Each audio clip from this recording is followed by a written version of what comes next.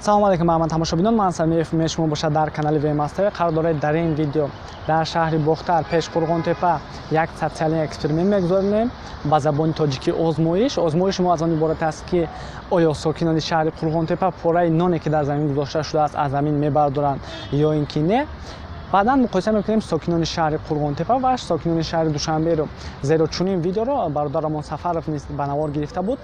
Ссылкааш дар таги ҳами видео ҳаста, будурон тамошо кунед. Муқоиса мекунем ва мефаҳмем ки кадоме аз сокинони ин шаҳрҳо нисбати нон эҳтироми зиёдтар доранд ва то чӣ қадар қадри нонро медонанд.